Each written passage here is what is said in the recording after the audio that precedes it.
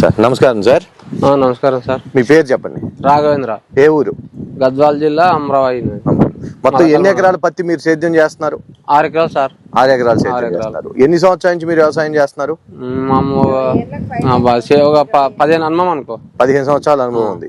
ఇప్పుడు ఈ పత్తి పంటలో మీకు ఏది సమస్య ఏముంది? దానికి మీరు ఏం పిచికారీ చేశారు? పికాపు తెల్లదోమ నల్లి ఏం లేదు సార్. నీట్గా ఉంది. అది పచ్చదోమ తెల్లదోమ నల్లి ఏం లేదు. తెల్లదోమ లేదు. ఇవాళకి మీరు పిచికారీ చేసి ఎన్ని రోజులు అవుతుంది? 7 రోజులైంది. రిజల్ట్ బాగుంది. మాకు రిజల్ట్ బాగుంది. చూపిండి ఒకసారి మీ చేతితో ఏం బాగుందో. ఇది నల్లి లేదు, ఏం లేదు. మాకైతే చేను నీట్గా వస్తుంది. వాటర్ మంచిగా ఉండాలా, దీనికి వాటర్ పెట్టి మందు కొట్టాలా. మంచి పికప్ ఉంది. పికప్ బాగుంది.